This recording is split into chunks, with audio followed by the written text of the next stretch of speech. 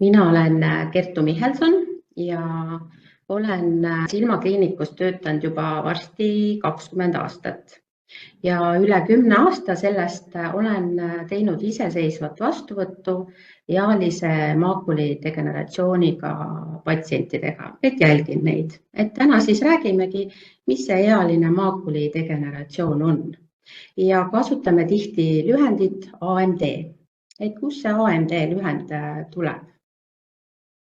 AMD tuleb siis ingliskeelsest lühendist Age-Related Macular Degeneration ehk siis ealine maakulidegeneratsioon on kollatähni kahjustumine, mis on siis haigus, millele on iseloomulik krooniline ja progresseeruv reetina tsentraalse piirkonna ehk maakulidegeneratsioon.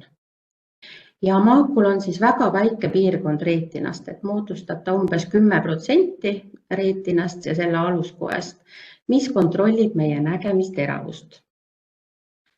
Terve silm töötab nagu fotoaparaat.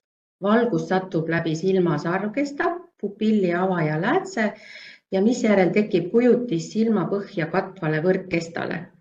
Ja kujutis on kõige teravam just siis maakuli piirkonnas, et mis on siin videol ka näidatud. Ja kui tekib maakuli kahjustus, siis ülejäänud reetena ja selle aluskude ei suuda tagada meile teravat nägemist ega värvitaju. AMD ise ei vii täieliku pimeduseni, aga tsentraalse nägemise kaotus mõjutab igapäevategevusi, nagu lugemine, kirjutamine, söögi tegemine, arvuti kasutamine ja ka auto juhtimine. Ja AMD on kõige sagedasem silmahaigus ning peamine nägemise languse põhjus just üle 65-aastaste inimeste seas. Ja varjatult kulgevad maakuli-degeneratsiooni viivad sümptomid tegelikult ilmnevad juba palju aastaid ennem 65. sünnipäeva. Nii, ja vaatame siis ka riskifaktoreid. Et siin on riskifaktorid, mida me muuta ei saa. Ja kõige tavalisem faktor on vanus. Kui me jääme vanemaks, siis suureneb AMD risk oluliselt ja 50-aastastel on see risk hinnanguliselt 2%. Aga kui me saame 75-aastaseks, siis tõuseb risk juba 30%-ni. Siis pärilikkus, geneetika, et need, kelle lähedased pereliikmetel on diagnoositud AMD, on ka suurema riskiga haigestuda elu jooksul maakulidegeneratsiooni. Siis ka veresoonkonna haigused mõjutavad, näiteks kõrge vererõhk või südamehaigused on seotud silmade halvenenud vereringega, mis omakorda mõjutab nende hapniku ja toitainete sisaldust. Ja siis osakirjandus pakub ka, et naissugu, kuigi seda ei ole uuritud ega otseselt tõestatud, et see võib olla lihtsalt seotud sellega, et teatud vanuses on naisi lihtsalt rohkem. Ja siis on riskitegurid, mida me tegelikult saame muuta. Ja siin on esimene kohal suitsetamine. Et sellega seoses tõuseb siis risk tegelikult 4% lausa. Ülekaalulisus mõjutab seda, et maakula rasvlahustavad karotenoidid, lutein ja zeaksantiin ei suuda enam piisavas ulatuses silmani jõuda muutuste tõttu rasvade ainevahetuses. Ja üldse toitumine siis, et antioksidantide puudus, näiteks C-vitamiini, E-vitamiini, beta-karoteeni ja seleeni puudus soodustab vabade radikaalide mõju, kahjustades maakulat või kurnates ka üldse tervist. Ja päike, et uuringud on ka näidanud ikkagi, et oluline pikemaajalisem ning intensiivsem kokkupuude valguskiirgusega soodustab siis AMD teket. Nii, ja maakulidegeneratsioonil on tegelikult siis 2 vormi. 90%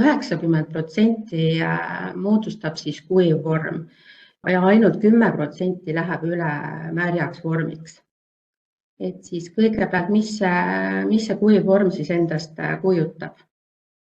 Kuiva vormi puhul muutub maakul õhemaks, et siin on meil video sellest maakulist, muutub õhemaks ega tööta enam nii nagu varem ja tekivad sellised toksiliste jääkainete ladestused, et meie nimetame neid truusideks.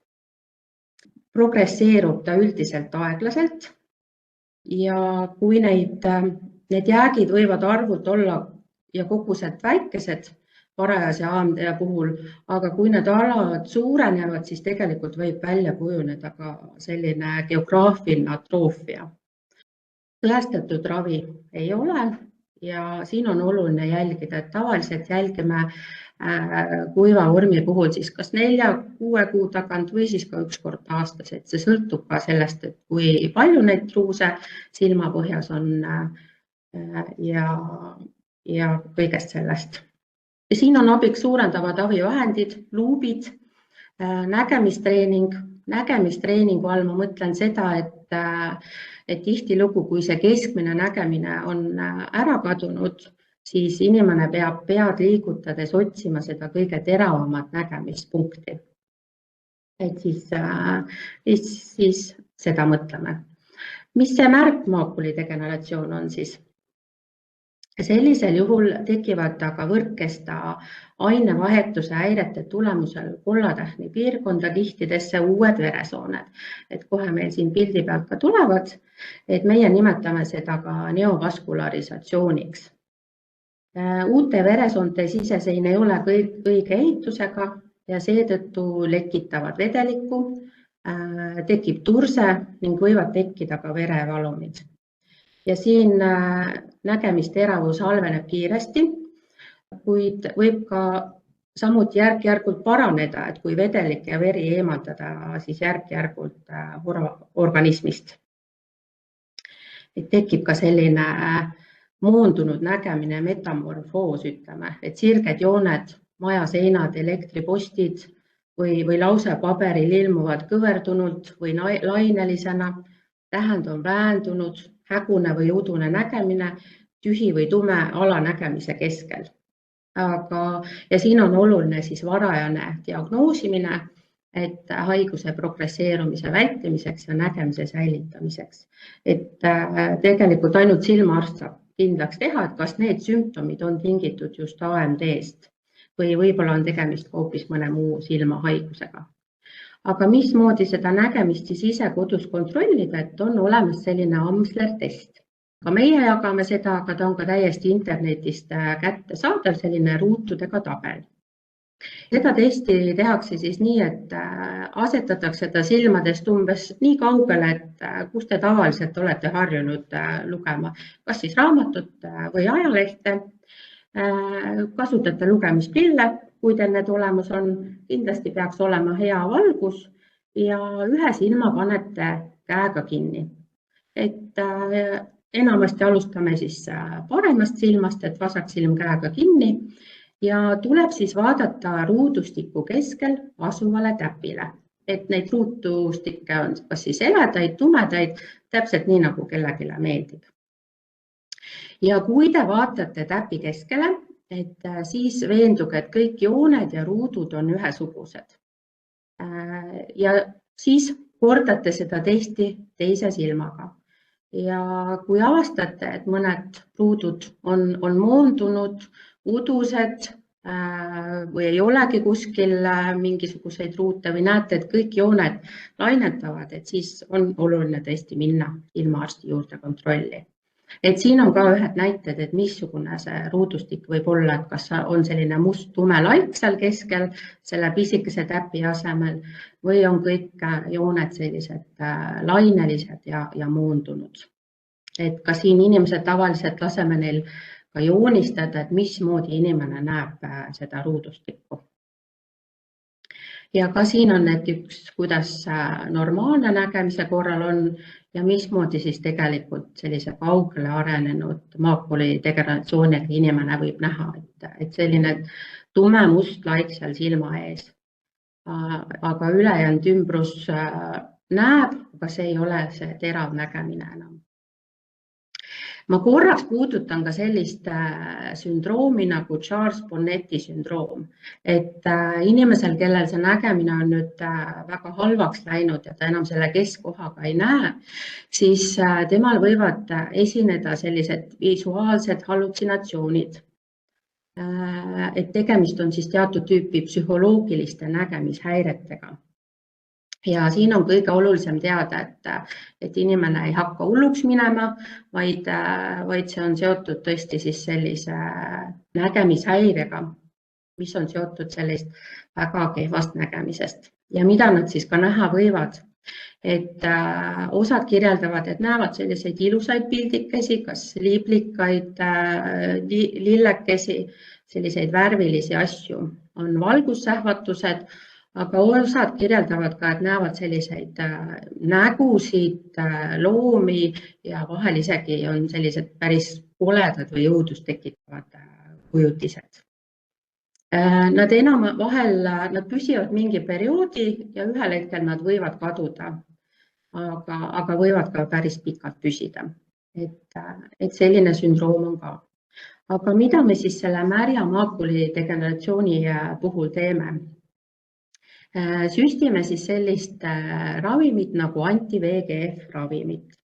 Et see on siis preparaat, mis vähendab uudis moodustunud veresoonte teket põhjustavate ainete sisaldust silmast. Et siis VEGF on tegelikult inimorganismis olev terve molekul, mis toetab veresoonte kasvu. Aga kollatähni puhul on ta siis ebatervislik, sest see soodustab just nende uute nõrkade veresoonte kasvu võrkkestas, mis siis lekivad vedelikku ja tekitavad neid verevalumeid sinna silmapõhja. Nii, ja silmasisesed süstid. Et teeme siis, kui inimesel diagnoositakse märg silmapõhja lupjumine, siis me alustame tavaliselt 3 süstist. Et kord kuus teeme ühe süsti, siis kontrollime, kuidas on need 3 süsti mõjunud ja süsti teeme siis nii kaua, kuni turse või siis ka verevalum on taastunud. Ja siis on uuesti kontroll ja see ravi ja pikenda on selline vastuvõtt siis, kus silmaarst hindab, kuidas on süstid mõjunud ja individuaalselt koostatakse siis raviplaan vastavalt silmapõhja olukorrale. Ehk kui kaua see süstiravi kestab, see on väga individuaalne, et vahest piisab tõesti 3-4 süstist, aga vahest tuleb jääda neid süste tegema isegi aastaks 2. Et kõik sõltub, mis see olukord seal on. Ja mis me siis silmasüstimise ajal teeme? Silmasisese süsti protseduuris viiakse siis ravim silma sisemusse ehk klaaskeha õõnde. Et kohe näitab siin pildilt ka. Teeme seda ambulatoorselt, steriilsetes tingimustes. Puhastatakse silma ümbrus ja silm lahjendatud joodilahusega. Et siin on oluline ka siis teada inimesel, kas tal on allergia joodile või ei ole. Et siin on ka pildid, et käib selline seade sinna silma peale, et inimene ei pea kartma, et ta ei suuda silma lahti hoida, et see seade hoiab tema eest ja see süst on ise ainult mõned sekundid. Ja peale süsti siis silma peale jäetakse side, mille võib kodus eemaldada. Ja võib siis silm peale süsti kipitada, tekkida silma limaskeste alune verevalum, võivad olla sellised klaaskeha hõljumid, et selline verevalum kaob enamasti 1-2 päevaga või nädalaga ja ohtu ta silmale ei kujuta. Aga mida siis peale süsti ei tohi teha? Kindlasti ei tohi silma hõõruda, teha silmale kompressi, ei ole soovitav kanda kontaktläätsi ega minna sauna ja spaasse ja ei soovita ka kasutada kosmeetikat silmapiirkonnas.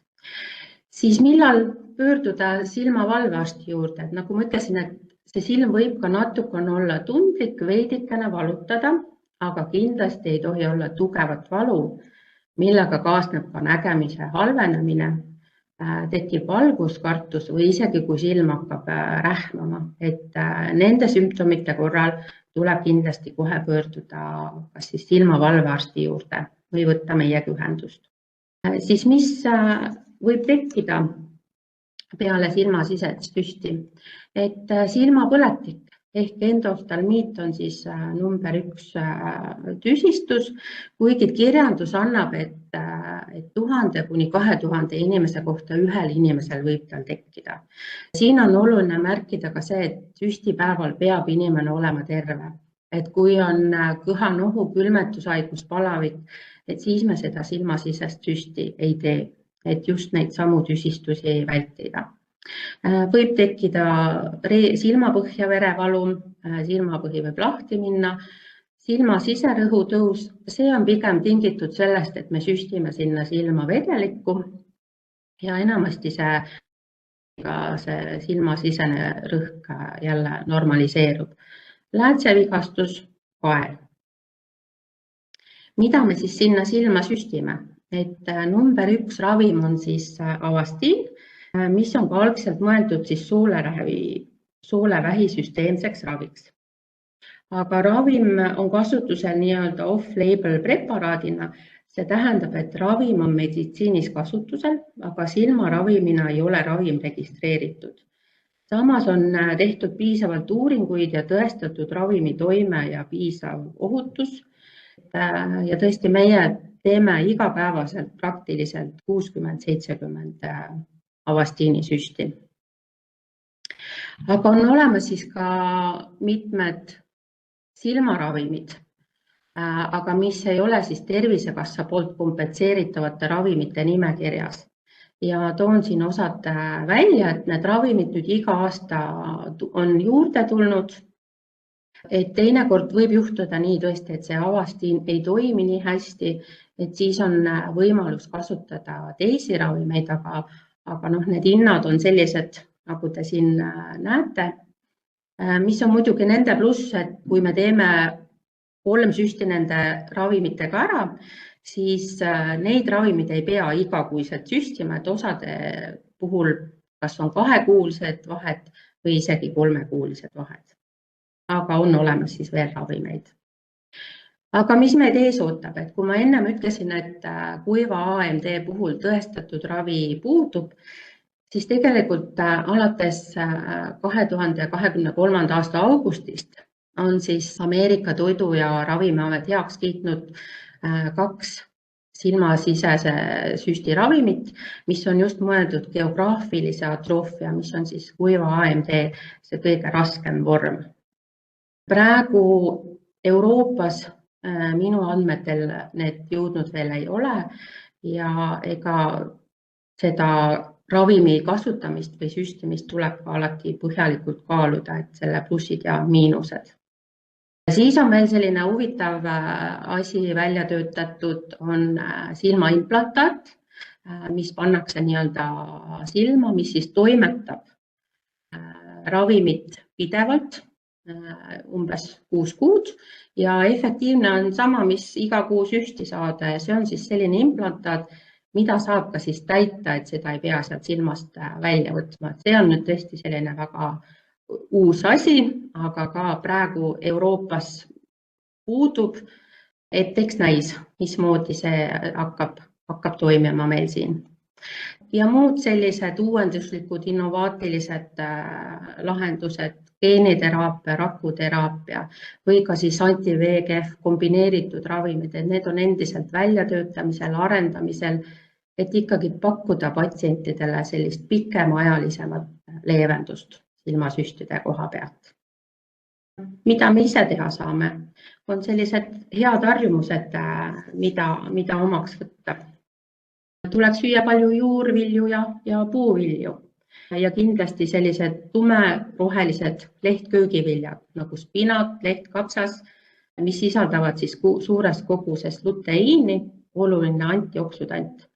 Ja ka kõik sellised punased piinamarjad, paprika, mais, apelsinid, melon, mango, et kõik need on head antioksüdandid.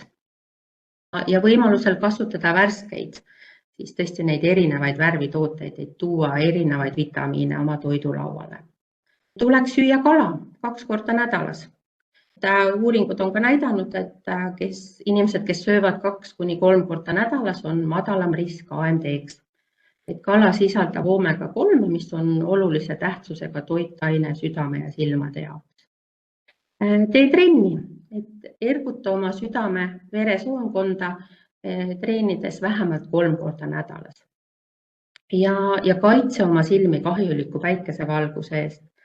et väga oluline on jah, kaitsta väljas olles ka pilvesilmaga, kanna kübarat, et ultraviolettvalgus ei pääseks läbi siis pilvede. Silmadele on olemas ka sellised spetsiaalsed päikeseprillid, mis on mõeldud maakulidegeneratsiooni haigetele, millel on siis sellised küljepaneelid ja katushari prilli ülaosas, et see kogu valgus ei pääseks sinna silma peale. Ja oluline on märkida, et kui te ostate päikeseprille, siis on soovitav osta ikkagi hea mainega edasimüüjalt või siis ka näiteks prillipoes kontrollida selle prilli UV-kaitset. Et need on need asjad, mida me praegu ise teha saame. Siin kasutatud kirjandus ja mina tänan.